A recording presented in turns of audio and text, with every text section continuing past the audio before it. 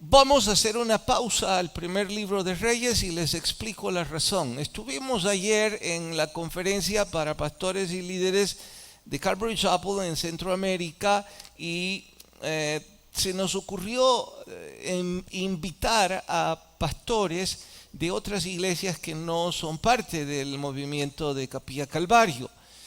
Vinieron 25 pastores con sus esposas de otras denominaciones, asambleas, pentecostales, bautistas, lo que sea, no nos importa la denominación. Queríamos compartir con ellos no solo la amistad, sino especialmente lo que más nos enamora y diría yo más nos distingue como iglesia, que es estudiar la Biblia verso por verso, libro por libro, compartirles la idea y entusiasmarlos. No sé si lo conseguimos o no, pero era nuestro propósito y pasamos un buen día. Así que tomamos un libro pequeño en volumen, no en contenido. En contenido, como todos los libros de la Biblia, son grandes y son hermosos. Pero tomamos uno pequeño, apenas de 2 capítulos, con el propósito de que en un solo día pudiéramos estudiarlo de manera completa. Y como de costumbre, algunos conferencistas que nos acompañaron. Así que se me ocurrió, bueno, ya que la iglesia no puede estar en este evento, que me hubiera gustado, y digo no puede por el cupo, lo menos que puedo hacer es compartir esto mañana con ellos, al menos en una especie de cápsula, en una especie de resumen. Digo con esto que voy a hacer pausa al primer libro de Reyes para hoy, en un intento casi abusivo, estudiar en 40 minutos el libro completo. Digo abusivo porque ¿cómo estudiar un libro en 40 minutos, un libro de la Biblia, aunque solo sean 2 capítulos? Pero lo vamos a intentar. Y también invité a uno de los conferencistas que ya en unos segundos se los presento, pero antes de ello quisiera darles una especie de contexto histórico. Por supuesto, mini resumido, si es que la palabra existe. Que ya sé que no existe, solo para que me entiendan mejor. Bien, para eso vamos a la librera.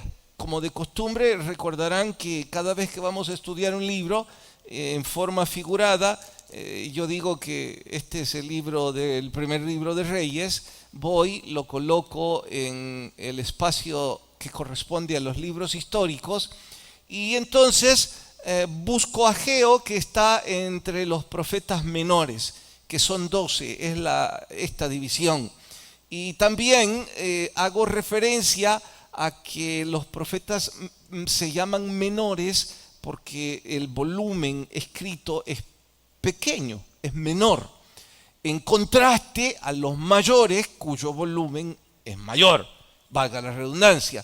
Aquí son 12 y los primeros 9 tienen un contexto histórico casi contemporáneo a la época de ellos, pero hay 3 que es la nota discordante, la nota diferente.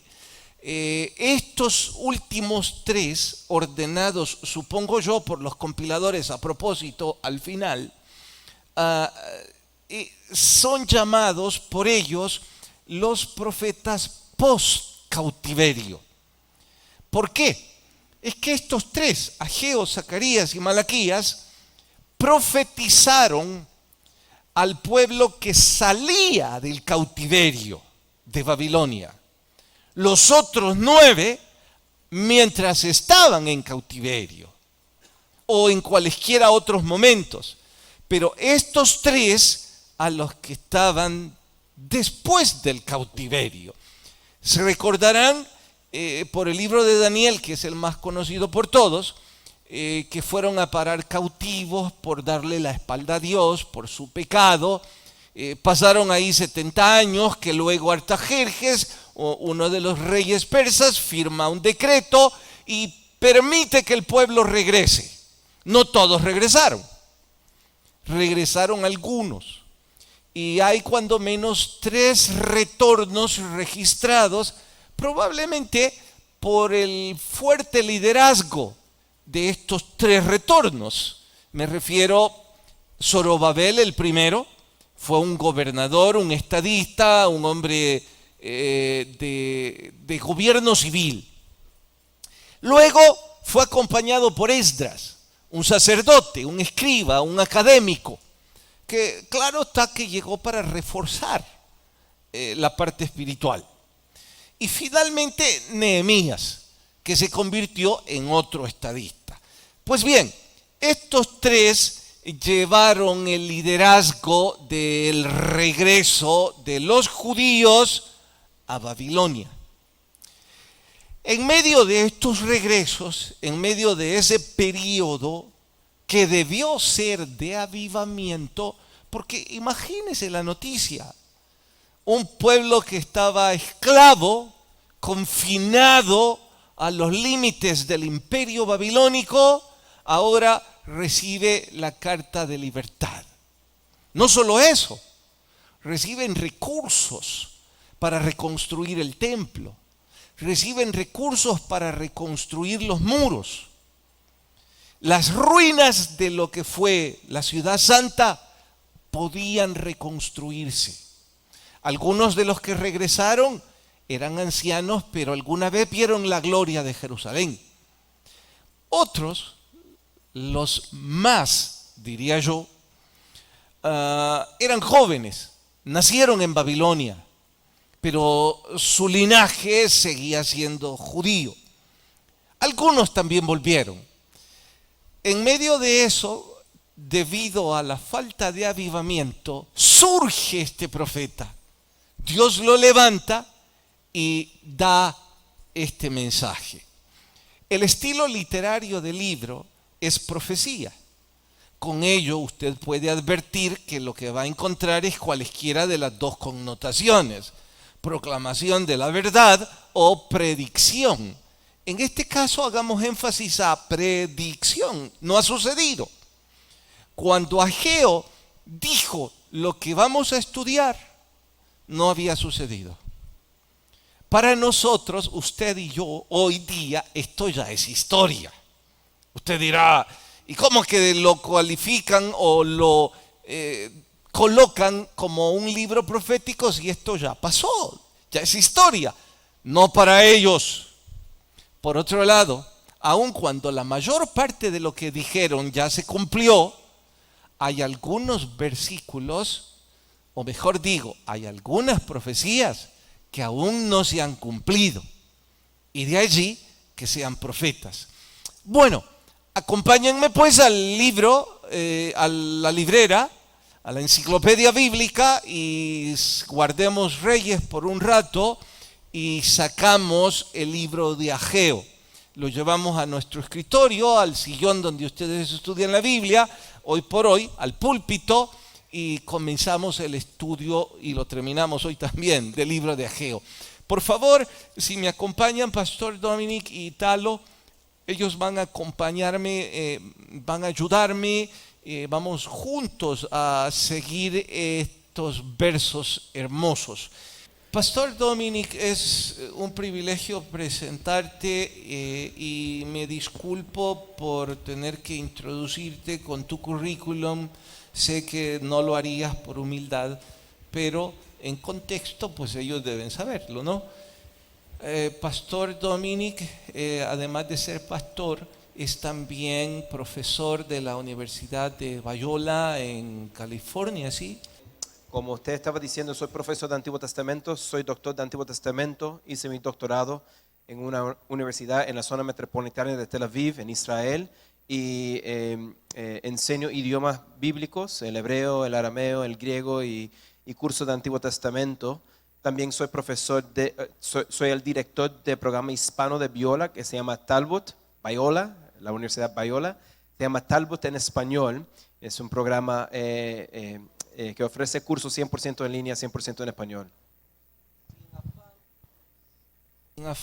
Ahí va. Sin afán de enaltecerte, debo comentar que la Universidad de Biola es, si no la mejor, una de las de mayor renombre en el ámbito evangélico. Y sos allí entonces profesor y director De del Talbot en español, el programa hispano, programa de hispano. la Facultad de Teología de la universidad. La facultad se llama Talbot y soy el director del programa hispano de Talbot, que ofrece... ¿Enseñás en inglés o en español? Enseño en inglés cursos residenciales, Ok. pero en línea enseño en español y dirijo el programa hispano. Ok, pero dijiste que te graduaste en Tel Aviv. Sí, la zona metropolitana de Tel Aviv. La universidad se llama Bar Ilan.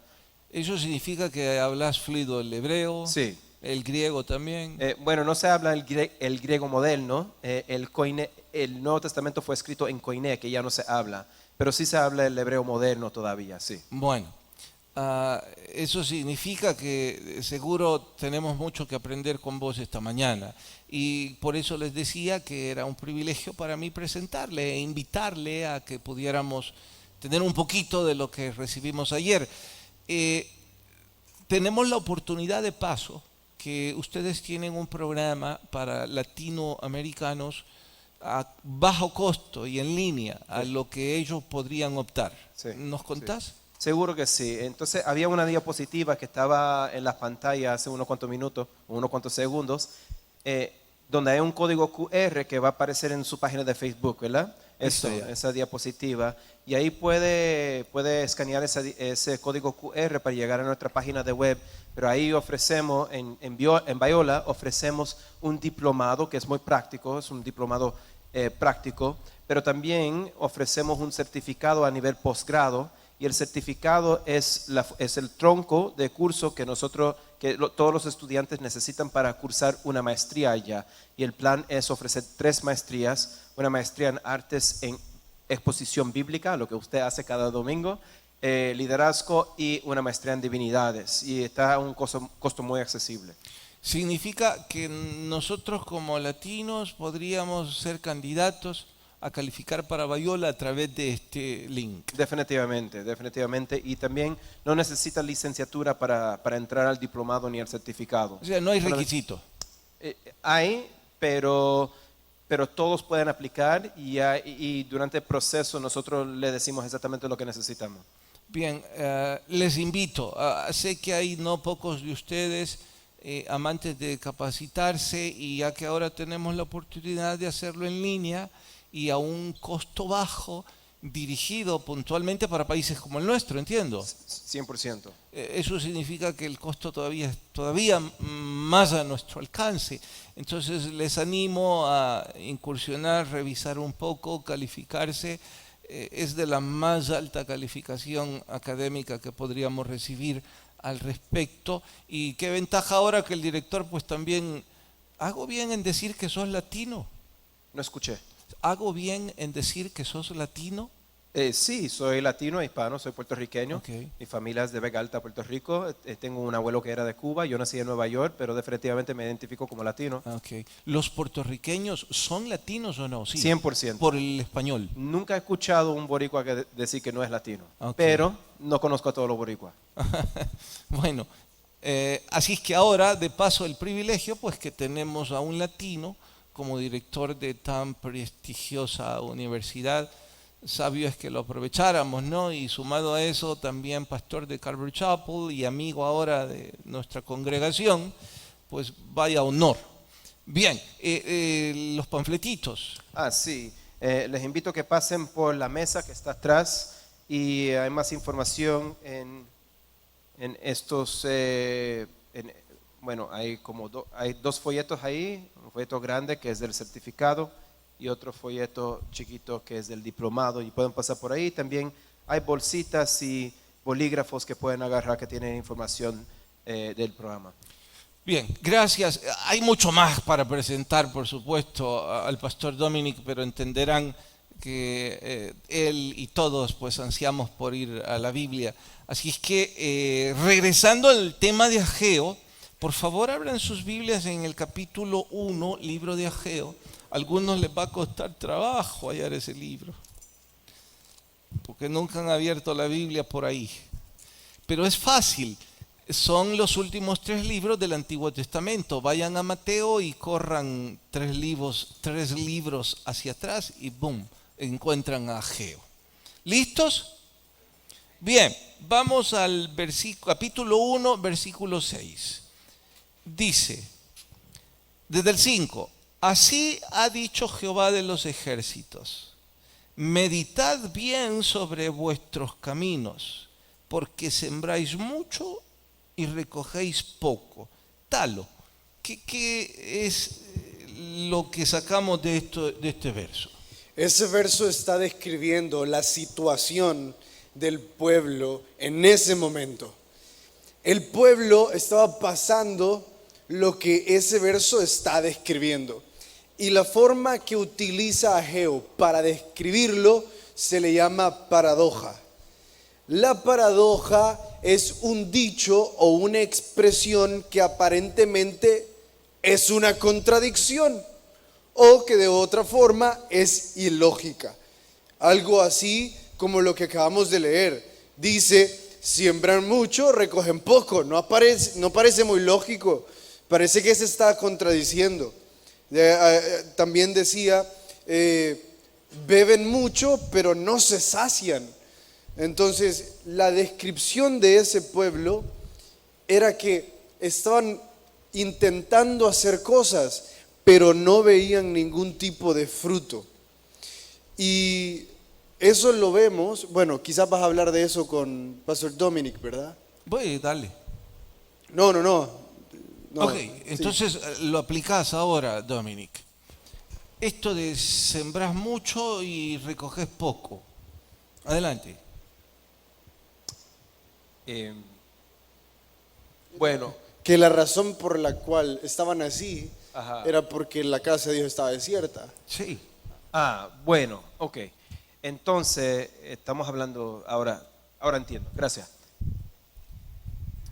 Nosotros tenemos que reconocer el contexto histórico de este libro para poder entender de qué se trata este tipo de retórica, este tipo de dicho.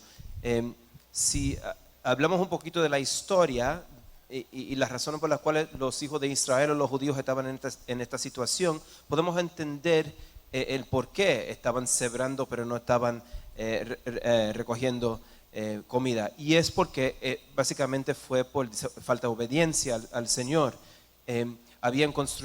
Salomón había construido el primer templo de Jehová en Jerusalén. Y cuando Salomón construyó ese primer templo, Dios le hizo de promesa que él iba a morar ahí en ese templo, pero ese templo, esas promesas fueron promesas condicionales. Si Salomón no obedeciera y que los hijos de Israel no obedecieran, que el Señor dijo que se iba a ir de su morada y ya no iba a ser ese templo. Y es exactamente lo que pasó.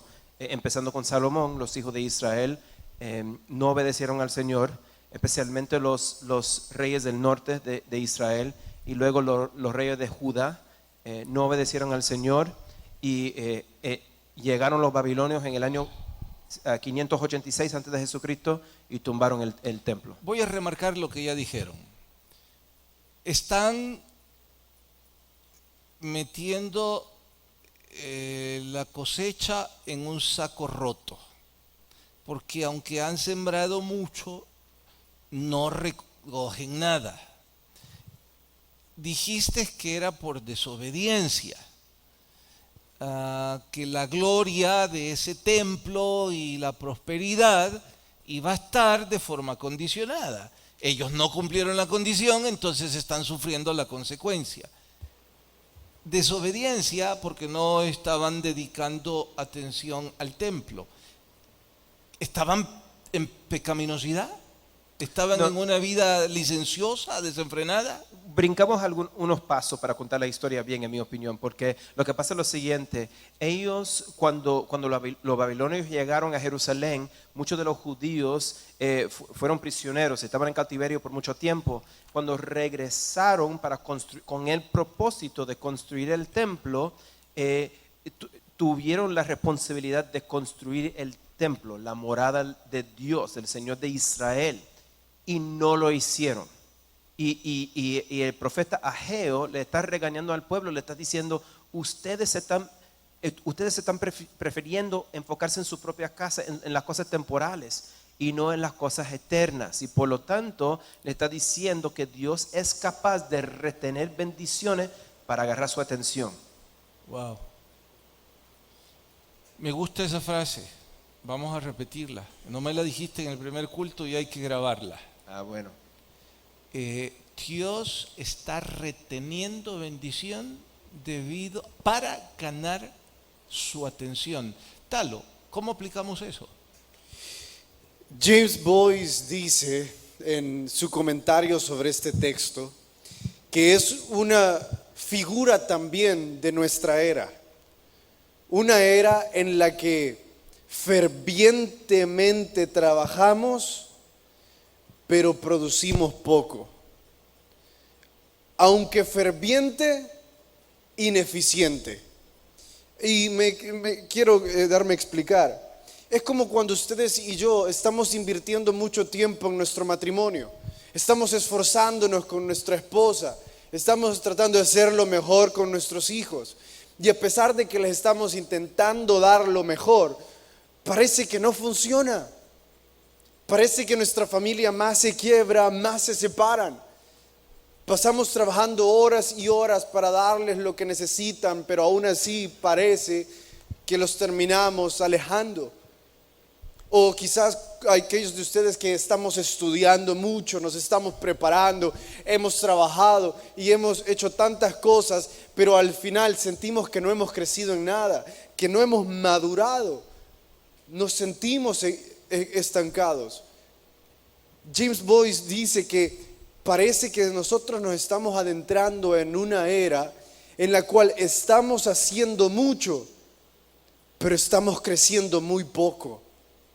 Porque al final no importa cuánto hacemos, no importa cuánto tenemos, tal parece que sigue existiendo un vacío adentro de nosotros. Y es lo que estaba pasando con ese pueblo. Sembraban, comían, trabajaban y aún así seguían vacíos. La otra vez un amigo me dijo, llevo 2 años de pagar la deuda. La otra vez revisé cuánto llevo a capital y no es nada. Siento que en 2 años no he hecho nada. Bueno, espiritualmente muchas veces así nos sentimos también. Que estamos haciendo mucho, pero realmente hay poco sucediendo en nuestra vida. Porque nuestras prioridades están fuera de lugar. Le hemos dedicado más tiempo a otras cosas que a lo que realmente llena. Prioridades. Vean el verso 4. Es para vosotros tiempo, para vosotros de habitar en vuestras casas artesonadas, y esta casa, o sea, la casa de Dios, está desierta. Bien, prioridades, Pastor Dominic. Construir mi casa no es pecado.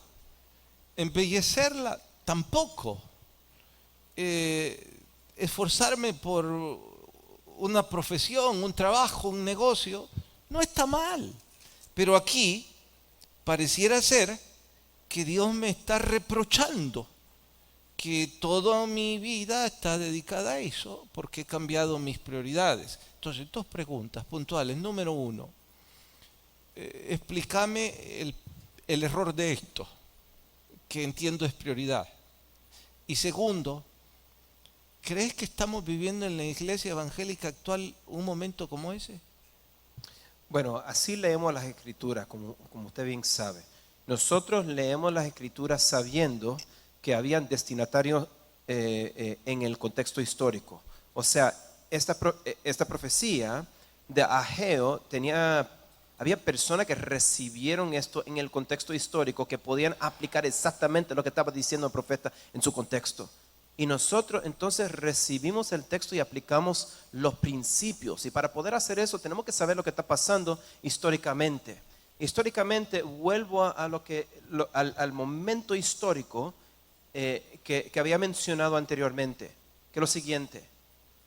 Los los judíos estaban en Babilonia y luego en el imperio persa por años.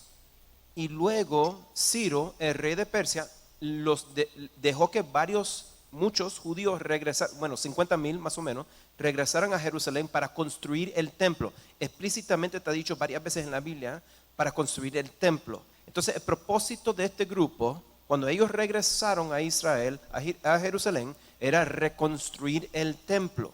Y era muy importante que hicieran eso. Entonces, obviamente, para contestar su pregunta, no es pecado invertir en su propia casa, no es pecado invertir en su propia familia, pero sí es pecado poner las cosas, o sí, no es correcto poner las cosas temporales antes en orden de prioridades, antes de las cosas eternas, las cosas de Dios, las cosas espirituales. Ellos en ese momento tenían que construir el templo de nuevo. Eso era su meta, su propósito de estar ahí en la tierra, y no lo estaban haciendo, se estaban enfocando en sus propias casas. Ahora agregaste una palabra más.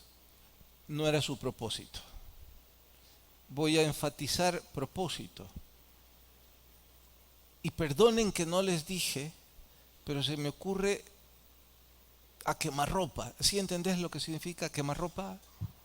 No, para nada. Es preguntarte sin previo aviso, como para desprevenido.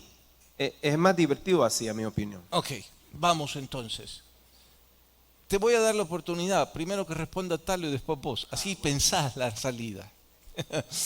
Talo, ¿cuál es tu propósito en esta vida? Pero no filosofés, sino puntualmente, ¿para qué naciste? Efesios 3:8, enseñar. ¿Enseñar qué? La Biblia y en forma de adoración. Listo. Tu propósito de vida, Dominic. Conocer a muchos amigos salvadoreños. Bueno, es uno de los propósitos, ¿verdad? Pero lo que usted está preguntando es el propósito principal. Sí. Llevarle gloria al Señor a través de obediencia. Y eso se ve diferente en las vidas de los demás. Cada uno tiene su propio camino, ¿verdad? Sí. Pero lo que aprendemos a través del libro de Proverbios es que hay una trayectoria hacia la sabiduría del Señor, y es a través de temer al Señor. La persona que toma esa trayectoria, ese camino, teme al Señor, respeta su palabra y le da toda la gloria y honra a Él. Y yo creo que es mi propósito. Me perdí. Puntualmente, resumilo, tu propósito. Bueno, en una palabra entonces, glorificar a Dios. ¿Haciendo qué? A través de ser obediente. ¿En qué? En lo que es. Excelentes preguntas. Y gracias por haberme avisado, porque ahora esto es imposible, en mi opinión, simplemente contestar con 3 o 4 palabras. Rapidito le explico con 3 o 4 frases, si está bien con usted. Creo que cada uno tiene un llamado diferente, pero todos nosotros como creyentes estamos en la misma trayectoria, estamos yendo hacia la misma dirección, que le da gloria y honra al Señor, y el llamado es un poco diferente en la vida de los demás. O sea, mi llamado se ve diferente, pero tengo que ser yo obediente a mi llamado, ¿verdad? Entonces, mi llamado, mi llamado consiste de varias cosas, de varios aspectos: de ser un buen papá, de ser un buen esposo. El Señor me ha llamado a eso, no le ha llamado a todos a hacer eso, a trabajar en mi profesión de ser pastor y profesor. Estoy tratando de ser obediente a cada aspecto de mi llamado que el Señor me ha dado. Ok, entonces Dios te ha llamado a ser un pastor, y para ser un pastor tenés entonces que ser un buen papá y un buen esposo, ¿sí? Porque ¿cómo vamos a ser un buen pastor si somos malos papás y más esposos? Definitivamente creo que entiendo por cuál rumbo va usted. Yo creo que usted tiene toda la razón, 100%. Mis prioridades tienen que estar en orden. Okay. Y es exactamente, es un principio que aprendemos de este libro de Ageo. Me disculpé con ellos en no haber preparado esto porque yo tampoco lo tenía en la cabeza. De hecho, Está bien, estoy sudando un poquito, pero estamos bien. en el primer culto no se los pregunté. Y no me estoy justificando. Que propósito, quien me iluminó fue Dominic, que él mencionó la palabra propósito en honor a las prioridades, porque eso me llevó a pensar alguien que me hizo sudar a mí, Dominic, hace poco. Porque hace poco alguien me preguntó, ¿y vos para qué naciste? Y no era una conversación religiosa. Me topé con un amigo de la universidad, bromeamos. Me preguntó que en qué estaba trabajando. Hablamos sobre eso, sobre lo que él está haciendo, porque luego nos cruzamos en la universidad también. Y me dijo, después de que yo le conté lo que estaba haciendo, y creo que se estaba burlando. ¿Y vos para qué naciste?, me dijo. Porque nuestra carrera en la universidad no era humanista, sino que era más bien ciencias exactas, matemáticas y eso. Y ahora soy predicador. Entonces él me estaba confrontando, ¿qué estás haciendo? Y aun cuando sudé igual que ustedes, ¿cómo me alegro en haber dicho, fíjate que ahora que me lo pones de esa forma, te voy a responder que creo que yo nací para enseñar el Evangelio, para predicar, para ser un instructor. ¿Puedo matizar mi respuesta rapidito? Sí. Porque cuando usted me preguntó, empecé a hablar de cosas que hago, ¿verdad? Yo soy profesor, que significa que enseño, y ser buen papá significa que hago ciertas cosas, pero digo que mi llamado de hecho es llevarle gloria al Señor a través de la obediencia, que es lo que le acabo de decir, y ahora matizando eso un poquito, es a través de identificarme en cada aspecto de mi vida como hijo de Dios. Okay. Y de esa manera voy a ser obediente a las cosas que me ha llamado a hacer. Bien. Y mi punto es, Yes. mi punto es preguntarles a ustedes también. Bueno, ¿y ustedes para qué nacieron? Es que cuando ustedes respondan eso, se les va a facilitar el orden de prioridades.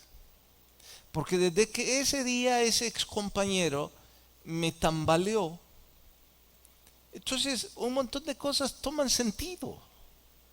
Sí, ¿para qué nací? ¿Cuál es el propósito de mi existencia? Sí, hago esto, hago lo otro, hago aquello, pero mi propósito de vida por el cual debo dar cuentas a Dios es este.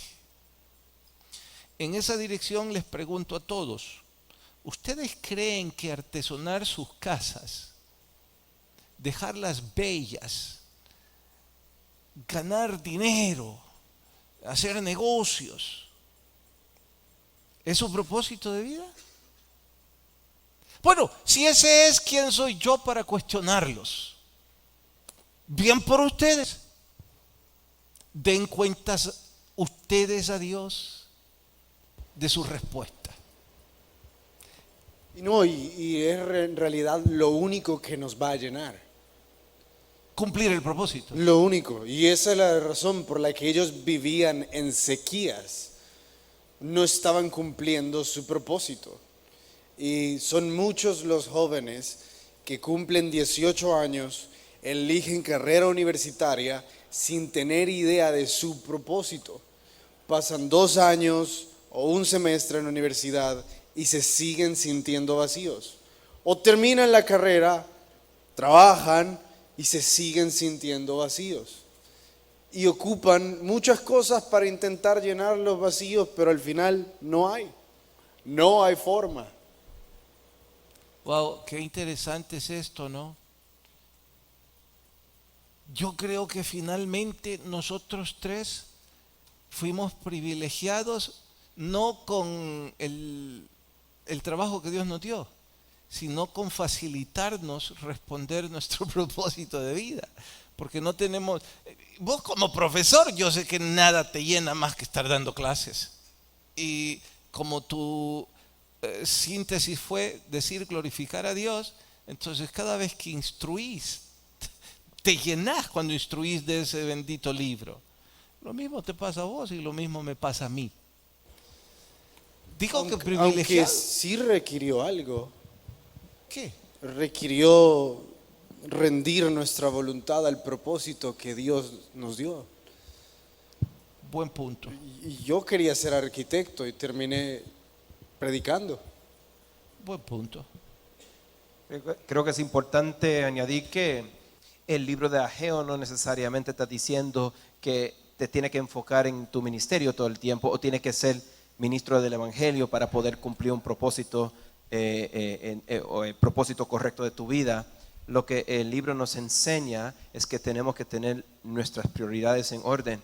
Muchos de nosotros, o muchos de ustedes no van a servir en el ministerio, en un ministerio formal, pero sí es posible ordenar nuestras prioridades para que las cosas eternas sean las prioridades en nuestras vidas y no necesariamente las cosas temporales. Es que de hecho estos no recibieron la orden de ir al ministerio. Correcto. Estos recibieron la orden de construir. De construir, exactamente. O sea, finalmente estos eran ingenieros civiles, albañiles. Eso mismo. No eran todos sacerdotes. Ninguno quizás, porque después tuvo que llegar Esdras con la caballería académica, con los sacerdotes a instruirlos. Entonces, estos, el llamado fue, construyan. El problema es que tenían destruida su vida espiritual. Entonces, como sus prioridades espirituales no estaban en orden, se les desmoronó todo. Bueno, quiera Dios que no sea su caso, ni el mío. Sigamos, vamos al versículo 12. Capítulo 1, versículo 12. Dice, y oyó Zorobabel, el gobernador, y Josué, el sacerdote, y todo el resto del pueblo, la voz de Jehová su Dios. Y oyeron las palabras del profeta Ageo, como le había enviado Jehová su Dios. Y temió el pueblo delante de Jehová. Amplíanos, por favor, Dominic, esto de temió el pueblo delante de Jehová. Sí, nosotros vemos ese concepto del temor de Jehová mucho en el libro de los Proverbios, ¿verdad?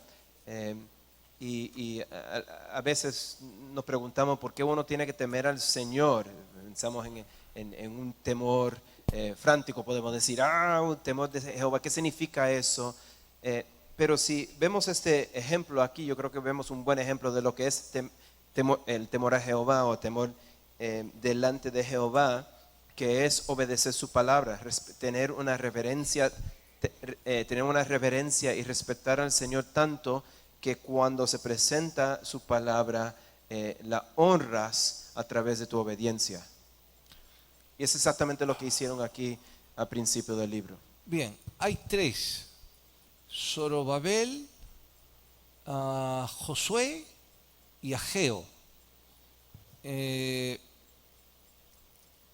medio de Dios los exhorta, ellos retoman, meditan, reflexionan y dan un paso adelante, no un paso atrás. Hoy hay aquí tres instructores no elocuentes y no preparados. Quizás la peor alternativa que usted podía escuchar, pero Dios decidió que nosotros fuéramos quienes les transmitimos a ustedes este mismo mensaje. La pregunta es cómo van a reaccionar ellos. Estos reaccionaron diciendo, bueno, sí, yo me he desenfocado. Yo he cambiado el orden de prioridades y ahora entiendo que el Señor llamó mi atención. ¿Cómo lo van a tomar, Talo? ¿Qué pensás? Ellos lo tomaron porque escucharon. las dos cosas que Dios les repitió en ese capítulo y lo vuelve a hacer en el siguiente es: mediten.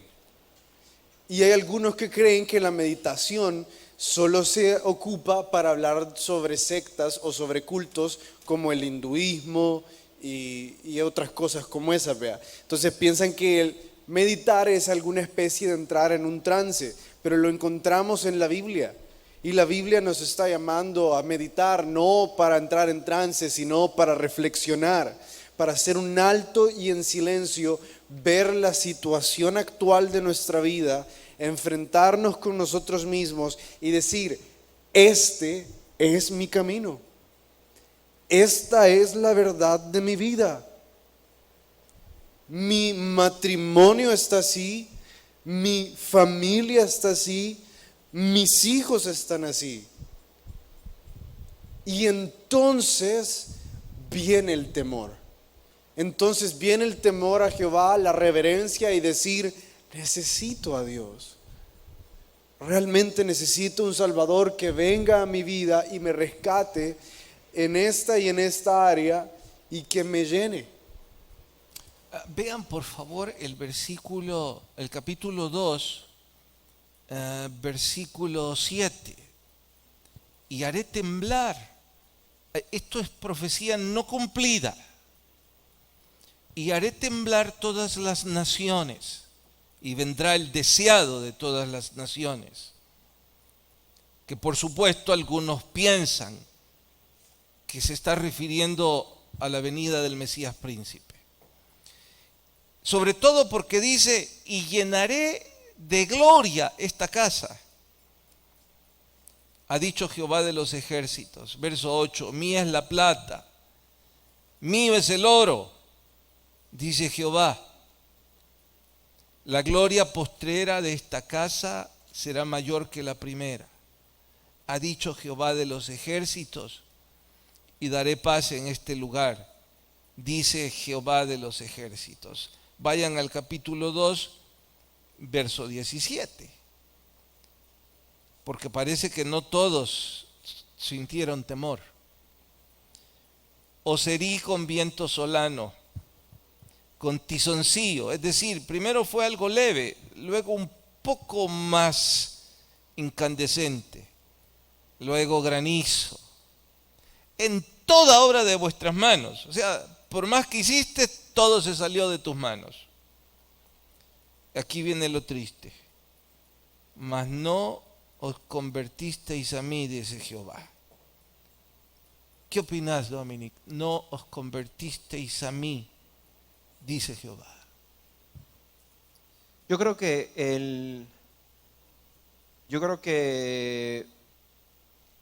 el profeta está haciendo lo que hacen profetas, que es los profetas funcionan de dos maneras principales en la Biblia, en mi opinión.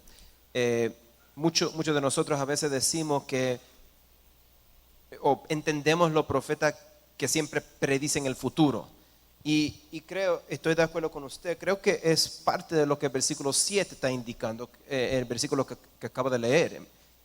Pero lo que está haciendo el profeta en versículo 17 de ese mismo capítulo es que no está necesariamente prediciendo el futuro, está haciendo lo que, está funcionando en el otro papel de los profetas, que es simplemente ser la voz de Dios.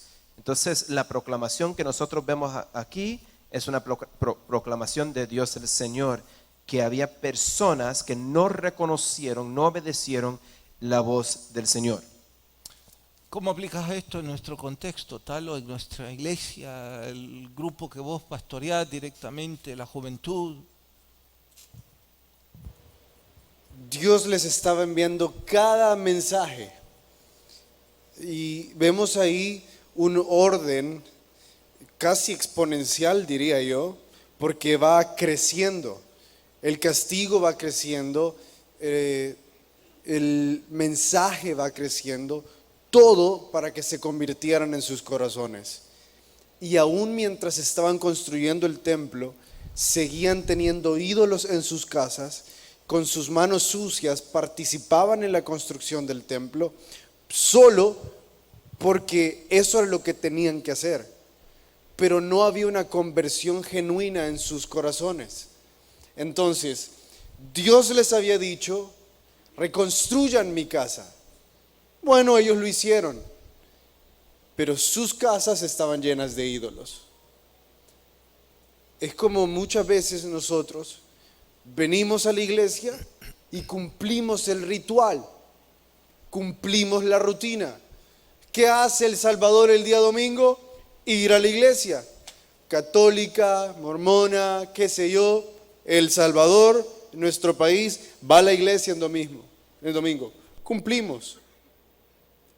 Pero al regresar a nuestras casas, ahí siguen estando los ídolos que estuvieron el sábado, el viernes, el jueves, el miércoles, el martes. Lo que nosotros tenemos no es una conversión genuina, no es un arrepentimiento, no es un dolor de decir lo que necesito es a Dios en mi vida. Lo que estamos haciendo es otra cosa, otra rutina de lo que un país hace. Y es triste, porque es lo mismo que repito, el mismo cinismo en el que vivimos, de llenarnos de mentiras y de no ordenar las prioridades. No estoy seguro si lo dijo Isaías o Jeremías, pero dijeron: cansado estoy de vuestras fiestas solemnes.